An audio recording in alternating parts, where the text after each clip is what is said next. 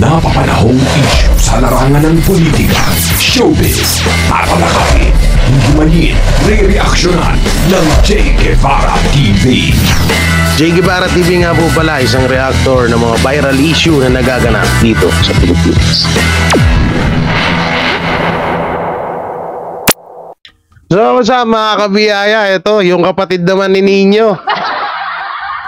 Kung tayo na ito, wala nang... Ito pala, may chismis ako sa inyo. Bago natin siya reactionan. Sa GC pala, nila Nino Barsaga. Ganito. Si Nino pala ay gagawa ng video.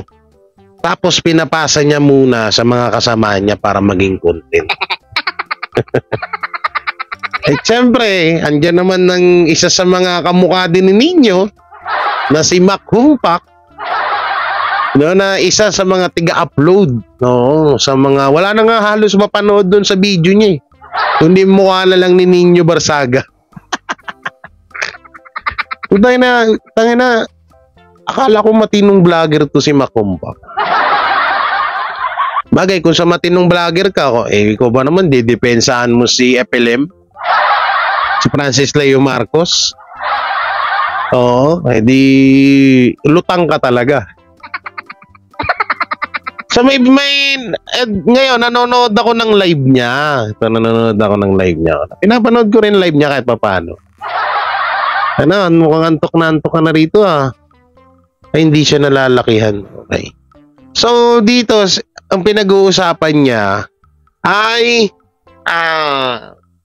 tawag dito, yung about sa pagkakadawit ng pangalan ni First Lady Liza Araneta Marcos doon sa 3 scammer na nahuli. So tingnan niyo yung kagaguhan nito. Tapos ipapanood ko na rin sa inyo yung dati pang video ni Nino Barsaga. Ilang taon ng video ni Nino Barsaga na nire-upload niya. Kunwari, sumagot na daw si Nino or magkikita daw si Nino at si Tatay Duterte. Ang bobo mo talaga. O syempre, bago natin ito simulan, don't forget to like, share, comment, and subscribe sa ating YouTube channel at pipindot na lang din po yung bell button para lagi tayong updated sa ating mga video araw-araw. So, humpak, pasok. ASEAN, ano pa ba yung ibang mga summit, di ba? Napakaraming summit na pinupuntahan ng mga presidente. Taon-taon yan. Tapos ang ating pong PBBM, welcome na welcome kasi sa ibang bansa. Bakit? Kasi si PBBM ay kilalang neutral. Hindi katulad ni Digong na talagang kumikiling sa China. Ngayon, etong si PBBM, kagandahan po nito, kumbaga marespeto ang mga ibang bansa sa kanya. Alam niyo po kung bakit? Kasi alam nila na si PBBM hindi barbaric. Hindi askal. Alam niyo yung parang askal. Si PBBM medyo may breed ito kasi nabuhay siya sa kumbaga sa marangyang pamumuhay. Alam niya kung paano makisalamuha sa mga matataas na leader dahil ang kanyang ginawa mong aso si Bongbong noong panahon ng nabubuhay pa ito ay talagang tinitingala sa buong mundo. Wow. One of the most powerful president in the world noong kapanahunan ni Marcos Sr. Wow. Ngayon si PBBM po, syempre dala-dala pa rin niya yon. Yung ganong pagtingin, syempre Marcos, pag binanggit mo nga Marcos talaga, kahit nung nasa Malaysia ako. Kaya pala todo tanggol ka dati kay Francis Leo Marcos. No, kasi nga pag may apelidong Marcos, matikas na. At pag may apelidong Marcos, talagang talagang tinatawag na matapang. At nirerespeto. Kaya pala dinipensahan mo si FLM si Francis Leo Marcos, yung dakilang scammer. Buti hindi ka nasama nun doon, nung nakulong yun. Sana Mac, binidyo mo, binlag mo sana Diba, nakakotse pa to, yayamanin na. Yamanin na si Macmo. Macom. Ayun. Antok na to. Ay, Banat Bay. Banat Bay, oh. Kung tangin ng ano na nangyari dyan, no? Grabe na. Oo, grabe na, no? So, yun. Panoorin nga natin to. Kawawa naman. Yung mga Grab nanonood, driver, pag sinabi kong I'm from Philippines, oh! Wow! Marcos, very good friend of our Prime Minister. Oh, ganyan-ganyan. Meron pa nga isang Grab driver doon, nagkwento sa akin, gagawan daw ng nakapunta na pala to ng ibang bansa si Smigol? Sulu, para daw magkaroon na lang daw ng tawiran doon para hindi na daw bumiyahe pa ang mga Pilipino papuntang Sabah, dadaan pa ng ano yan, pupunta pa ng Kuala Lumpur International Airport, saka pa lang sila lilipad papuntang Sabah. Ay, grabe pala. Napakalayo po ng biyahe. Maganda sana yung plano na yon, kaya lang hindi na po naisakatuparan. Pero alam niyo po, anong alam namin? dito po sa ano na ito, sa nangyayari na ito, kay PBBM, kitang-kita natin ang pagtanggap sa kanya. Sa lahat po ng mga nakaraan niyang biyahe, doon lang naman siya binasto sa Australia kasi nga bobo yung senador doon, tanga. 'Di ba, naniwala? Tayo na. Tinawag na bobo yung senador. Kapag hindi pala naniwala sa inyo, bobot tanga na, no? Pero kapag naniniwala sa inyo, kahit bobo naman talaga, matalino na, ganon. Ay, nako po. Okay, tuloy natin. Sa mga anti-government na mga Pilipinong nandoon sa Australia. Di ba? Bobo yung bobo yung senador na yon dahil naniwala doon sa mga naninira kay PBBM. Hindi muna siya nag-research. So, ibig sabihin, napakatalino mo na dahil naniniwala ka kay BBM, ganun ba? So bagay, napakatalino mo nga, dinepensaan mo nga si Francis Leo Marcos, eh. Doon pa lang, alatado ka na, eh. Saan bang administrasyon nangyari yung sinasabi niyang extrajudicial killing, human rights abuse, hindi naman niya inimbestigahan man lang. Kumbaga, naniwala lang kaagad siya doon sa mga Pilipino doon.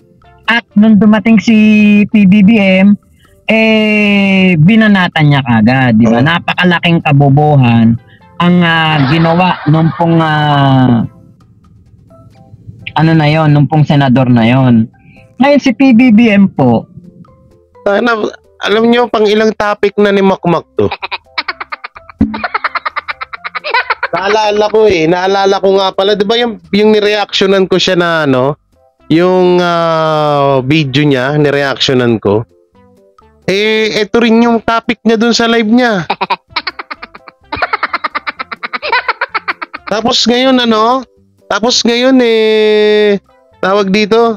Tapos ngayon paulit-ulit mo sinasabi yan. So, tingnan nyo, si Nino Barsaga na naman upload niya, oh. Ano to? Pinatulan ni Cap. Puro si Cap. Puro Nino Barsaga yung upload, eh.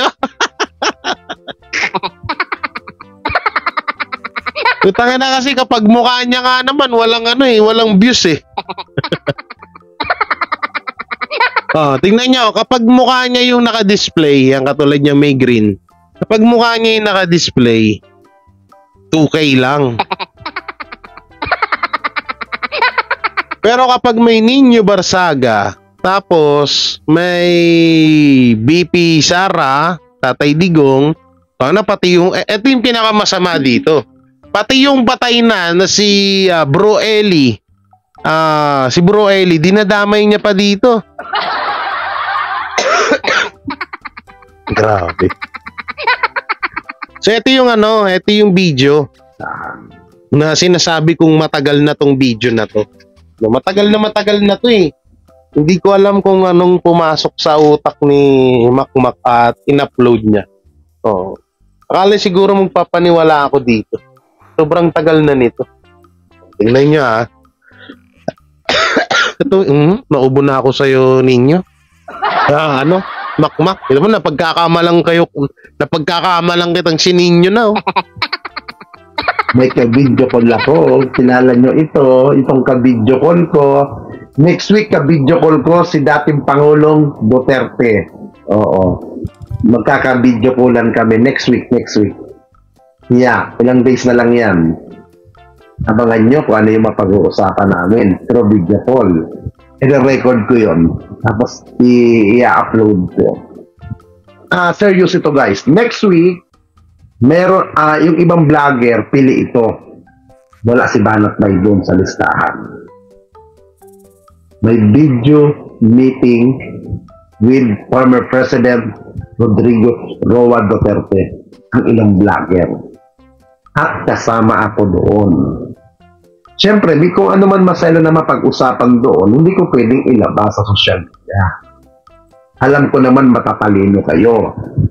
Tatakbo nga ba si dating Pangulong Duterte ngayong 2025 sa darating na senatorial election? Abangan natin. Ito pa ata yung ano pa siya, no? Yung vlogger pa siya ng Duterte dito, no? Ay, ako talaga makmak. Tatakbo ba siya? So, support ba kayo doon? Abangan natin, mga kapatid. Sa tapo ko, anong naririnig ko, ano na po nalalaman ko. Ganun muna. Sarado muna ang bunganga ko. At anong sasabi mo sa mga vlogger na pinag-aaway yung sina Inday, Sara at BBM? Buti na lang ikaw, Kap, suporta ka sa gobyerno. Hindi. Ito guys. About BP Sara, ang nakikita ko kay BP Sara, ayaw niya na pinakikialaman siya. Yun ang ayaw niya. Yung bang pangungunahan siya. Yun ang nakikita ko kay BP Sara. Ayaw niya yung una, yung siya'y pangungunahan. Kung alam niya naman na mabuti ang kanyang ginagawa. Pangalawa, ayaw ni BP Sara na siya ay dinidiktahan. Huwag natin panoorin to, ito po, may paparinig ako sa inyong voice message. No? Kasi, di ba dyan sa upload natin, ang sinisita niya ay yung about sa DepEd. So, ito pakinggan natin to. Ito yung mga chat niya. Alam nyo, nung narinig ko to, nung nalaman ko pa yung about dun sa iba na mga pinagagawa ni Ninyo, tumayo balahibo ko, grabe. Hindi, pera biro dun sa mga nalaman ko, so pwede. So hindi pa kasi pwedeng ilabas kasi mapapaamak tayo eh. Tsaka na natin lalabas yan, ha? Pag nasa ganun na si Ninyo. Habang bata pa. Okay. Lahat yan, sangkot yan doon sa DepEd. Yung direktor na Agustin, i-check nyo yan. Yan ang nagpatanggal. Yung kahapon na na-interview kong security, tinanggal na. Doon sa warehouse. Back to unit na yung team leader. Kasi nga, nagpa-interview sa akin, tapos, ang nakakatawa dito, pwede nilang makuha lahat ng document. Para mawala ang mga ebidensya doon. Magkakaroon ng Senate investigation uli yan. Magkakaroon pa ng Senate investigation yan. Magandang itapik yan. Maganda daw itapik ng itapik. Ito pa isa. Basta't ma-release yung kwarta, tatawagan ko kayo kaagad. Ito na. Basta ma-release ang sahod. Grabe talaga, no? Oo, tatawagan ko kayo kaagad at manlalalaki tayo. Manlalalaki daw sila. Anak ng teteng, mga bakla pala kayo dyan lahat. So, ibig sabihin, okay, gets ko na ngayon. Ikaw, si Maring Janet, si Mac Compact, pati si Lolo Tap, ang mga bakla pala. Okay, kaya pala. Naku, delikado na yung kaibigan ko. Ito. Yan, ito. Si Chris Ulo. Utangin na, Chris. Bayot ka na rin pala. Panlalalaki daw kayo, Chris, oh. At manlalalaki tayo. Oh. Utangin lang yan. So, ito may isang voice message. May exclusive ko nang na-interview yung mismong head detachment na kung saan saksi siya doon sa pagdadala at paggigipit sa kanya ng ilang mga DepEd official. Mamaya ilalabas ko yung video mamaya. Oh, ngayon na. Grabe, no? So, ang ginagawa pala ni Nino, maggagawa siya ng video na ayon sa baliw niyang utak ay sa kanyang pagiging sinto-sinto. Tapos ibablog ng mga kasama niya. Okay. Ito pa isa. Yan ang ebidensya na yayariin nyo. Yan yung issue sa DepEd ngayon. Sinunog lahat ng mga ebidensya. Wala pa si BP Sara dyan. Yung isyong yan. Wala pa daw si BP Sara nung issue yan. Bakit yung nakaraang video mo bukod dito sa isang video mo pa kay BP Sara? Pinupush mo na si BP Sara ang may pakananan. Tarantado ka. Liwanag na sinabi mo rito. Yayariin nyo. Yan yung issue sa DepEd ngayon. Sinunog lahat ng mga ebidensya. Wala pa si BP Sara dyan.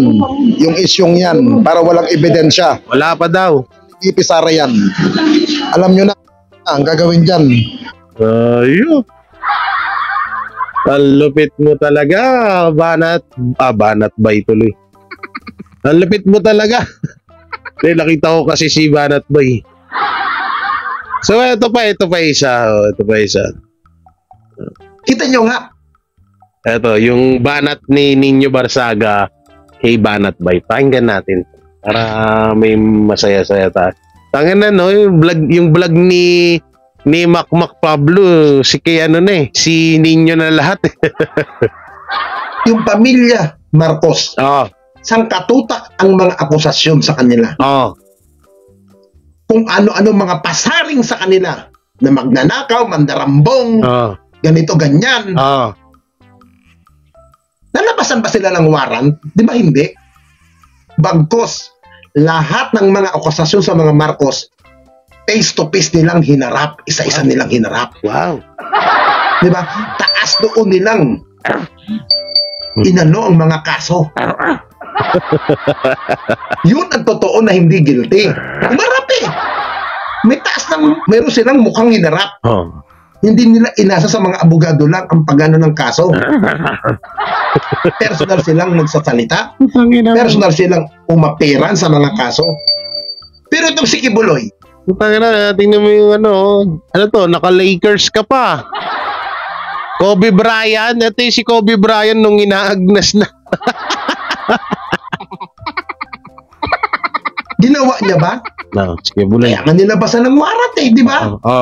Hindi gago ang judge. Hindi gago ang hukuman na maglalabas ang warrant kung ang inaakusahan ay humaharap sa kaso. Kaya nga po yan, nilabasan ng warrant. Nilabasan. Kasi malinaw pa at sa sikat ng araw na hindi humaharap ang inyong pastor.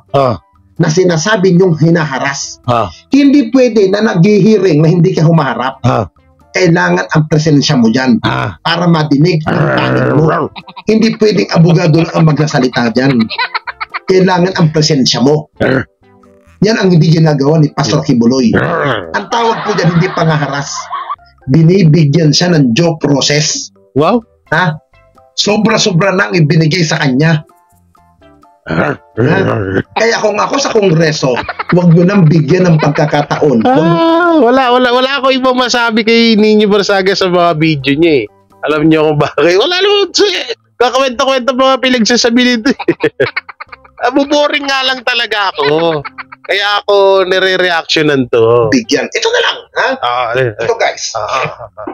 Naalala ninyo yung hearing na nangyari sa pagkakatanggal ng prangkisa ng ABS-CBN Broadcasting Company? Sino unang-unang tuwang-tuwa dyan? Sino unang-unang bumakbak dyan? Hindi ba SMNI? Di ba? Anong sinasagot nila?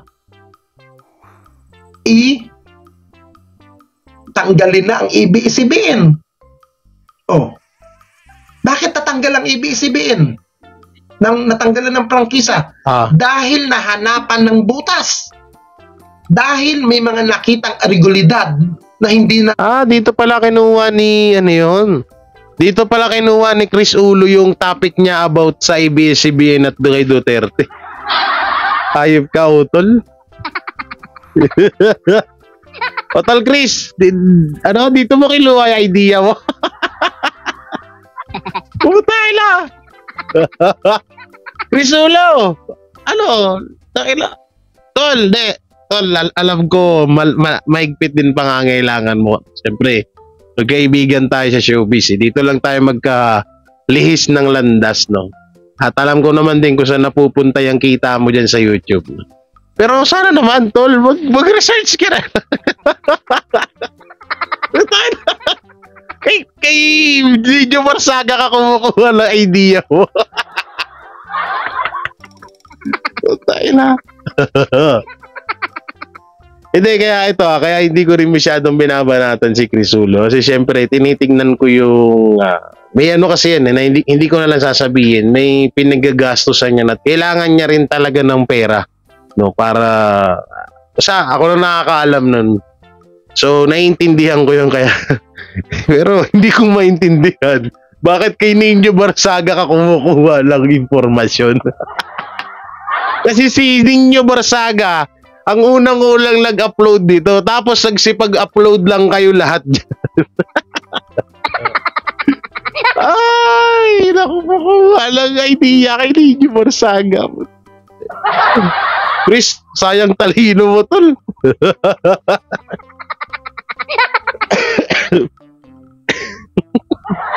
Ngayon, nanginayang ako sa talino ni Chris Ulo.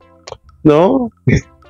Ninyo Barsaga kumuha na idea. Ganito yung sinabi ni Chris Ulo dun sa live niya eh. Putay lang tol, himod-fit ka na rin. Putay lang yan. Pero sige, ginusto mo yan.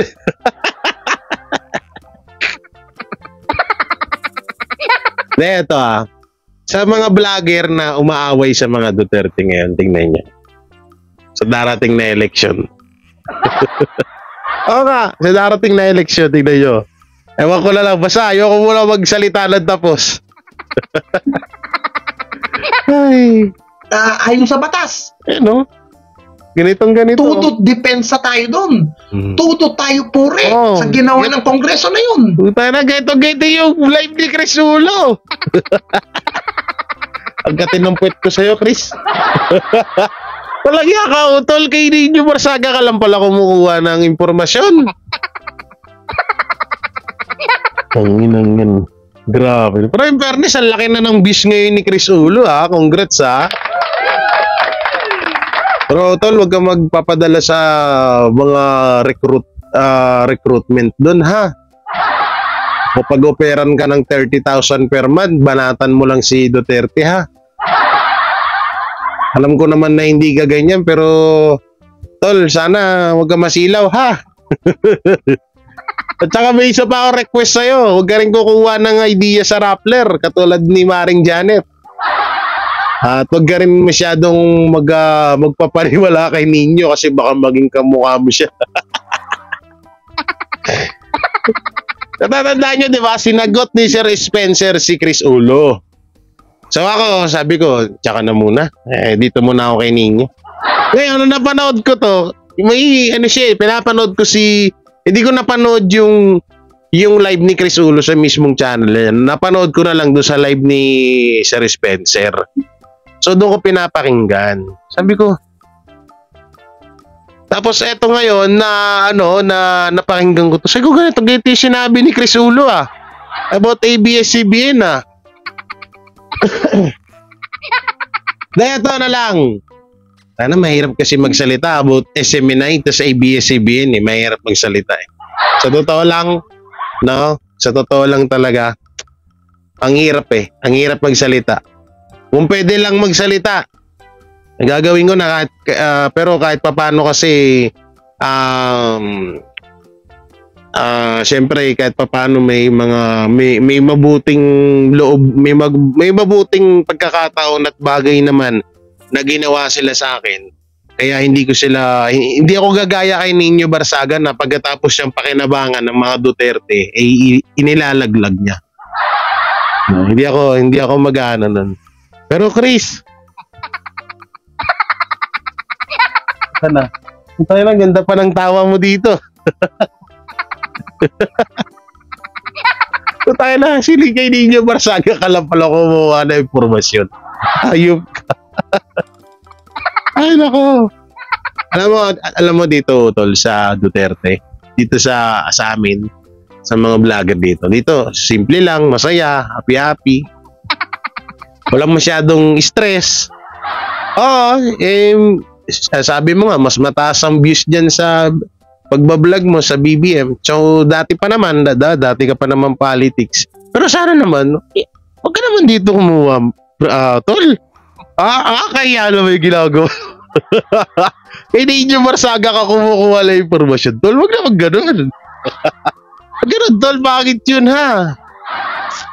Oo, ayoko naman panoorin to kasi napanood ko na to kay Chris Ulo, eh. Wag ganun, tol. Bakit yun? Dapat ang gawin mo, manaliksik at mag-aral sa mga bagay-bagay lalo't sa mga re-reactionan mo. Kung kay Nino Barsaga ka lang din naman kukuha na impormasyon, naku po. Para namang katawa-tawa naman yun to. Ay, naku po. Ano nangyari sa'yo, Crisulo?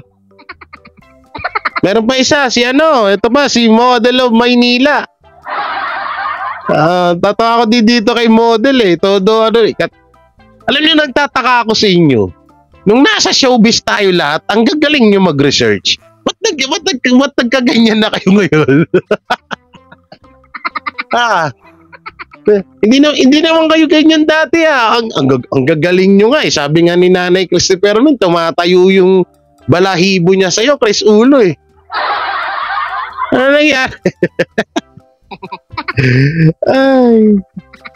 O ito pa, si Jake Magnus. Ayokong banatan mo na si Jake. Kawawa naman, walang masyadong content yun. Oo, tapos nga pala, Model of Maynila. Sa susunod, pag mag-podcast kayo ng mga kasamahan mo, lalo na yung panot,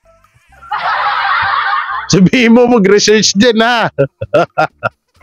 Palagi fake news din yung kaibigan mong yun eh. Pero in fairness pero ngayon napapabilib din ako ng mga BBM vlogger. Bakit kamo? Himula, talagang napakaganda, napakagaling. Na sobrang galing talaga kasi biruin nyo na pagsasama-sama niya kayong lahat ng mga tanga. Pero tol, huwag ka masyado magpapaniwala kay Nino, baka mawala ka sa pag-iisip mo, ha? Oo, okay lang maging vlogger ng BBM kahit magkahiwalay tayo, pero kapag isang mga impormasyon, kuha ka sa iba, huwag kay Nino Barsaga. Oo, parang wala ka din pinagkaiba sa ibang mga vlogger niyan, tol. Saka huwag ka papasilaw, tol, sa pera, ha? Bad yun. Okay na mangutang, tol. Sabi ko nga sa'yo, okay na mangutang, pero syempre, bayaran mo din. Okay na mangutang. Kaysa sa tumanggap ka ng pera, tapos para banatan mo yung ibang tao. Pangit yun. Kaya okay na. Huwag na kayo ninyo, ha? Lalo huwag kay Maring Jaret. Kasi kung dito, kay Nino Barsaga, makukuha mo dito, puro kabaliwan lang na impormasyon. Kay Maring Janet naman, puro naman fake news. So, gumawa ka ng sarili mong research, ha? Huwag kang babase sa mga kasamaan mong vlogger. So yan, hanggang dito na lang ito mga kadidis, mga kabiyaya. Maraming salamat sa patuloy na suporta nyo kay Jay Guevara TV. At sa patuloy na suporta nyo sa ating minamahal na si Pangulong Rodrigo Roa Duterte. At syempre sa ating Vice President na si Sara Duterte, kay Baste, at sa lahat ng mga DDS vlogger, maraming salamat. So ingat po kayo palagi and God bless, and don't forget to like, share, comment, and subscribe sa ating YouTube channel. At pakipindot na lang din po yung bell button para lagi tayong updated sa ating mga video araw-araw. So maraming salamat. Ingat po kayo palagi and God bless and peace and bye-bye.